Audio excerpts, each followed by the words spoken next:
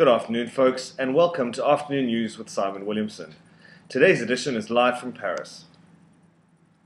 A reverend used Twitter over the weekend to call for the murder of a few white people, including Democratic Alliance leader Helen Ziller, to help focus on the problem of racism.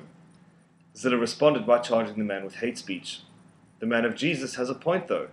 I've always maintained that a few extra murders on one side in Rwanda would have fixed their social issues, and if the Palestinians could just blow up a few Israeli hospitals, problems in the region would seem like nothing more than an inconvenient tea party. It's probably not coincidental that the offending tweet was published at 1:33 a.m.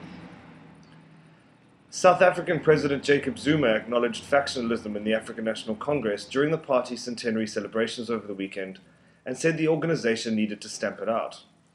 Taking into account Zuma's rise to the ANC presidency, this is going to be filed in the same cabinet that has Newt Gingrich signing a marriage pledge and Hosni Mubarak holding elections.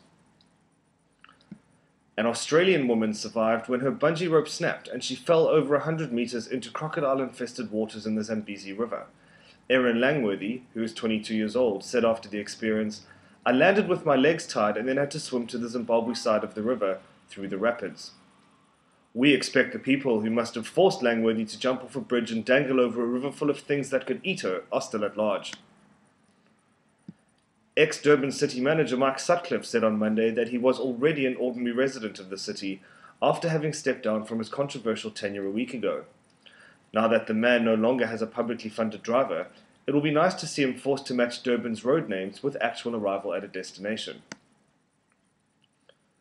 Nigerians across the nation, that's Nigeria, not South Africa, went on strike on Monday over their government's decision to remove the national fuel subsidy, which has doubled the price of petrol. One can see why Nigerians are angry. The fuel subsidy is about the only way Nigerians realize their country is an oil producer at all. Infrastructure has fallen into such disrepair that Nigeria needs to purchase refined oil. President Jonathan seemed to think that announcing a 25% cut in pay for cabinet ministers on Sunday would assuage the angst felt by those planning to protest on Monday. Because cutting the fat pay of parliamentarians, who earn more than their British and American counterparts, is really going to help those whose daily family budget now equals about 2 litres of fuel. Wayne Rooney was criticised by the British press for his role in the sending off of Manchester City's captain Vincent Kompany during the Manchester Derby FA Cup tie, which resulted in the red half of the city qualifying for the 4th round. Rooney was seen telling referee Chris Foy that Kompany's tackle was two-footed.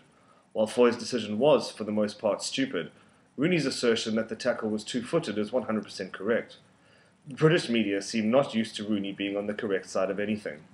That's all we have time for today, folks. See you soon.